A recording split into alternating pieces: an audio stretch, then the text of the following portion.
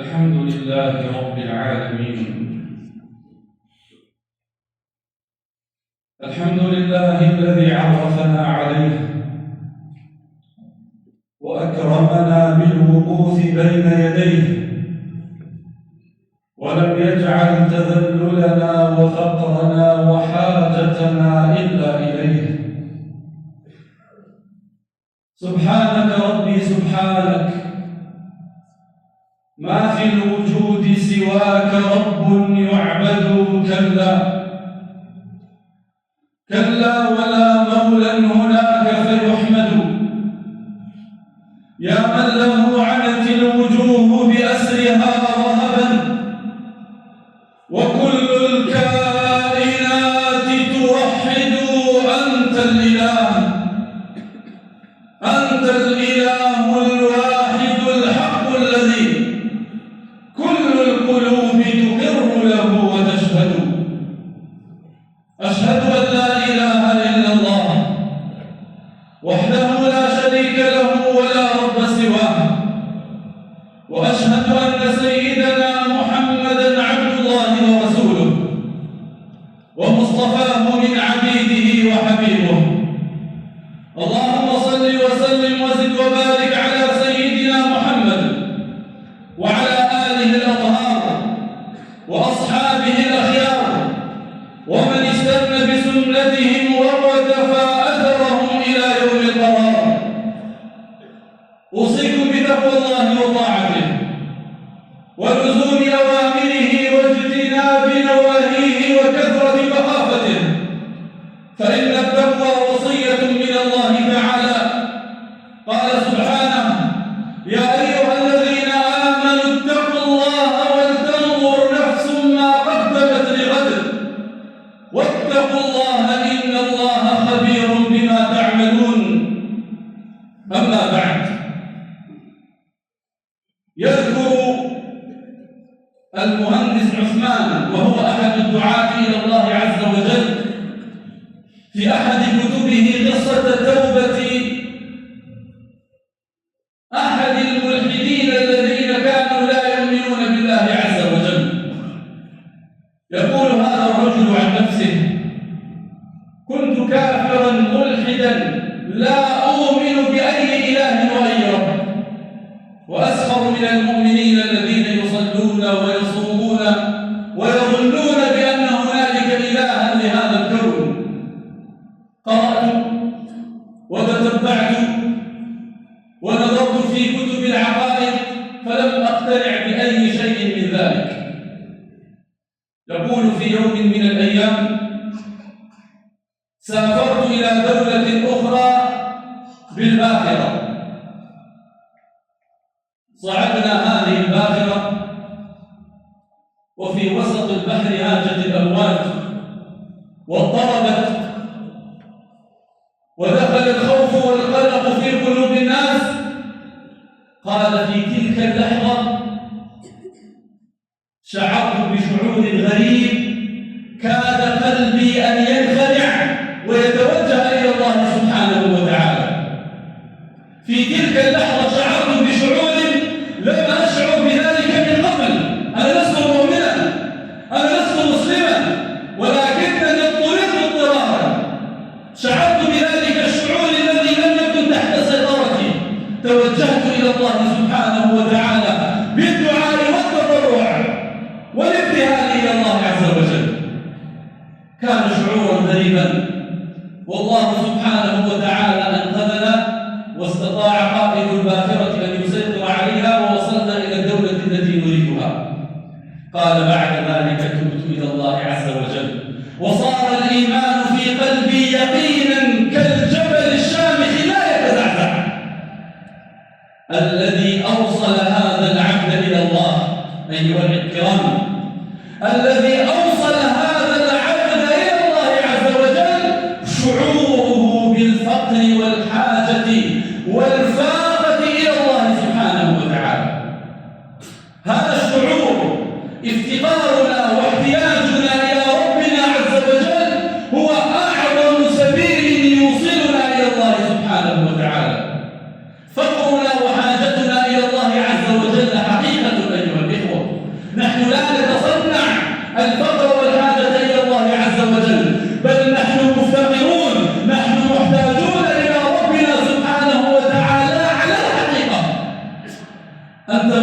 إلى ربك سبحانه وتعالى في قيامك، في قعودك، في تنفسك، في هضمك لطعامك، في مالك، في شرابك، في كل شؤونك في حياتك أنت تفتقر إلى الله سبحانه وتعالى. ولكننا لا نشعر هذا الشعور بسبب الغفلة التي وقعنا فيها، بسبب الذنوب والمعاصي التي غرقنا فيها، بسبب هذا الحجاب، حجاب النعم، حجاب الأسباب كلها اجتمعت في قلوبنا فصرنا لا نرى، لا نشعر، لا نحس بافتقارنا وفاقتنا إلى الله عز وجل. وإلا فنحن مفتقرون إلى ربنا سبحانه وتعالى في كل نفس من أنفاسنا. تخيل نفسك إن حبس بولك أكرمكم الله، ماذا تكون حالنا؟ وتخيل العكس أيضا. قبل مدة زرنا أحد الشباب، شاب جميل في مقتبل عمره، أصيب بمرض لا يستطيع معه السيطرة على خروجه، لا يستطيع أن يسيطر على نجاسته أكرمكم الله. والله حينما زرناه صار يبكي، نزلت دموعه وقال والله يا شيخ صرت أستحي من أمي وأبي وصرت أستحي حتى من نفسي. يقول أحيانا يأتيني الضيف جالس عندي تخرج مني النجاسة دون شعور ولا أعلم بها إلا بالرائحة. تخيل كم نحن نحتاج إلى الله عز وجل في أخص شؤوننا، في أدق أمورنا، نحن مفتقرون إلى الله سبحانه وتعالى. يا أيها الناس أنتم الفقراء إلى الله والله هو الغني الحميد. أنتم الفقراء إلى الله سبحانه وتعالى.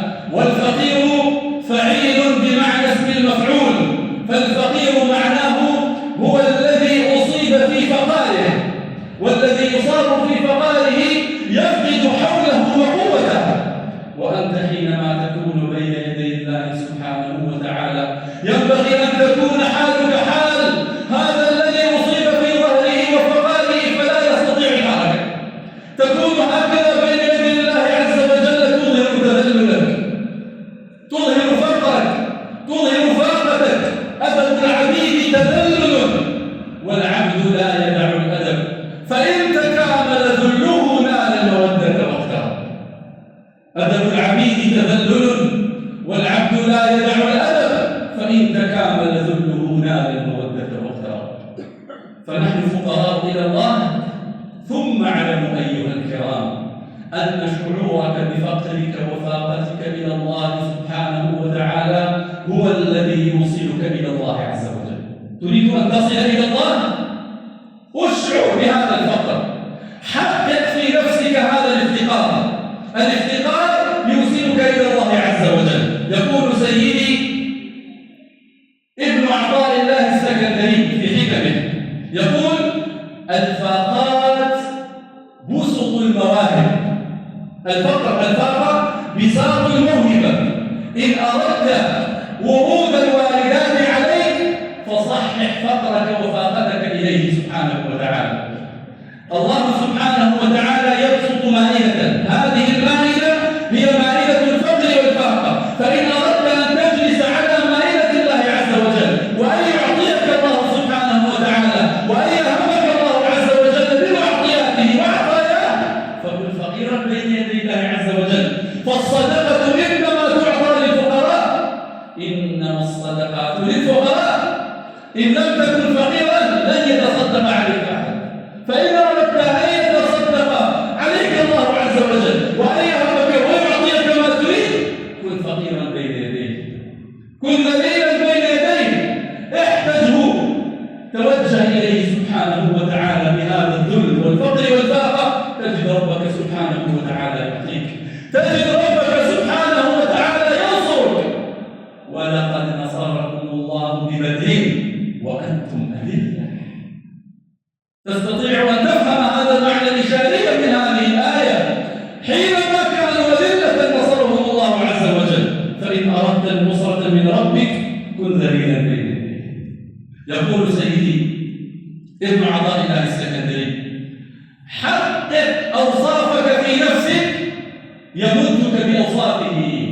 تحقق أنت في صفاتك، حقق صفاتك، اشعر بصفاتك، اعتقد هذه العقيدة بصفاتك التي فيك، سيمدك الله عز وجل بصفاتك. يقول حقق ذلك، حقق في نفسك ذلك، أنت ذلك، نحن كلنا ذلال والعزة بيد الله عز وجل. قال حقق فيك صفة الذل، سيمدك الله عز وجل بصفة العزة. حقق في نفسك صفة العجز، سيمدك الله سبحانه وتعالى بصفة القدرة. حقق في نفسك صفة الضعف، سيمدك الله عز وجل بحوله وقوته. فهذا الفقر وهذا الافتقار وهذا الذل وهذه الفاقة بين يدي الله عز وجل هو الذي يكون سببا في هبات الله سبحانه وتعالى، سيكون سببا في أن يعطيك الله عز وجل ما تريد. ثم اعلموا عباد الله أن الأمر كله بيد الله، فلا مال ينفعك ولا طعام يشبعك إن لم يأذن الله سبحانه وتعالى. الذين عاشوا قبلنا في زمن الحصار كان الأكل والطعام كل شيء موجودا، لكن الناس يفقدون الأموال، فكل شيء موجود في الأسواق لكنهم لا يستطيعون أن يشتروا شيئا لأنهم يفقدون الأموال. في أيام النزوح بعد ذلك انعكست القضية. حديث البارحة أحد الكرام يقول والله كنت في قريتنا في جيب 20-30 ورقة، لكن ما في شيء أشتري أكل، المال موجود لكن الطعام غير موجود. بعكس تلك الأيام كانت الأطعمة والأشربة وكل شيء موجودا ولكن المال لا يوجد. يريد الله سبحانه وتعالى أن يقول لك بأن الأمر كله بيد الله، لا تتعلق لا بطعام ولا بشراب ولا مال ولا غير ذلك، إنما الأمر بيد الله عز وجل. واسمعوا لهذا الحديث القدسي الذي يخلع القلب من مكانه، لنعلم فقرنا ثم لنعلم عظمة ربنا سبحانه وتعالى. يروي الإمام مسلم في صحيحه عن أبي ذر الغفاري عن النبي عليه الصلاة والسلام عن الله عز وجل وهو حديث قدسي. يقول الله سبحانه وتعالى: يا عبادي إني حرمت الظلم على نفسي وجعلته بينكم محرما فلا تظالموا. يا عبادي كلكم ضال إلا من هديته فاستهدوني أهدكم. يا عبادي كلكم جائع إلا من أطعمته فاستطعموني أطعمكم. يا عبادي كلكم عار إلا من كسوته فاستكسوني أكسكم. يا عبادي إنكم تخطئون بالليل والنهار وأنا أغفر الذنوب جميعا فاستغفروني أغفر لكم. يا عبادي إنكم لن تبلغوا ضري فتضروني ولن تبلغوا نفعي فتنفعوني. يا عبادي لو أن أولكم وآخركم وإنسكم وجنكم كانوا على قلب أتقى رجل واحد منكم ما زاد في ذلك في ملكي شيئا. ولو أن أولكم وآخركم وإنسكم وجنكم كانوا على قلب أفجر واحد منكم لم ينقص ذلك من ملكي شيئا. يا عبادي لو أن أولكم وآخركم وإنسكم وجنكم قاموا في صعيد واحد، تخيلوا كل العباد من الإنس والجن من آدم من بداية الخليقة إلى يوم القيامة كلهم يقفون في مكان واحد، كل واحد منهم يسأل الله سبحانه وتعالى مسألة، وأعطى الله عز وجل سؤال كل عبد من العبيد فسألوني فأعطيت كل واحد منكم مسألته ما نقص ذلك من ملكي شيئا إلا كما ينقص المخيط إذا أدخل البحر. إذا أخذنا الإبرة في بحر هل ينقص تلك الإبرة من ماء البحر؟ لن ينقص منه شيئا. يا عبادي إنما هي أعمالكم أحصيها لكم، فمن وجد خيرا فليحمد الله، ومن وجد غير ذلك فلا يلومن إلا نفسه. حديث ينبغي أن نكتبه بخط عريض ونعلقه أمامنا في بيوتنا، يوقفنا على فقرنا وعظمة ربنا سبحانه وتعالى. أكرر عليكم الحديث ونختم بهذا الحديث الخطوة. يقول ربك سبحانه في هذا الحديث: يا عبادي، وتلذذ من هذه اللفظة، ينسبك الله لنفسه كما يقول الأب لابنه: يا بني، يا ولدي، وليدي. هذا استعطاف، هذه رحمة. الله عز وجل له المثل الأعلى، ينسبك لنفسه ويقول لك: يا عبادي إني حرمت الظلم على نفسي وجعلته بينكم محرما فلا تظالموا. يا عبادي كلكم ضال إلا من هديته فاستهدوني أهدكم. يا عبادي كلكم جائع إلا من أطعمته فاستطعموني أطعمكم. يا عبادي كلكم عال إلا من كسوته فاستكسوني أكسكم. يا عبادي إنكم تخطئون بالليل والنهار وأنا أغفر الذنوب جميعا فاستغفروني أغفر لكم. يا عبادي إنكم لن تبلغوا ضري فتضروني ولن تبلغوا نفعي فتنفعوني. يا عبادي لو أن أولكم وآخركم وإنسكم وجنكم كانوا على قلب أتقى رجل واحد منكم ما زاد ذلك في ملكي شيئا. يا عبادي لو أن أولكم وآخركم وإنسكم وجنكم كانوا على قلب أفجر رجل واحد منكم ما نقص ذلك من ملكي شيئا. يا عبادي لو أن أولكم وآخركم وإنسكم وجنكم قاموا في صعيد واحد وسألني كل واحد مسألته فأعطيت كل واحد منكم مسألته ما نقص ذلك في ملكي شيئا إلا كما ينقص المخيط إذا أدخل البحر. يا عبادي إنما هي أعمالكم أحصيها لكم، فمن وجد خيرا فليحمد الله، ومن وجد غير ذلك من الذنوب والمعاصي فلا يلومن إلا نفسه. نسأل الله سبحانه وتعالى أن يحقق في قلوبنا التوحيد وأن يوقفنا على فقرنا وافتقارنا بين يديه سبحانه وتعالى. نسأل الله عز وجل أن يبعد عنا التكبر والعجب. نسأله سبحانه وتعالى أن يجعلنا من خلص عباده الصالحين، والحمد لله رب العالمين. ربنا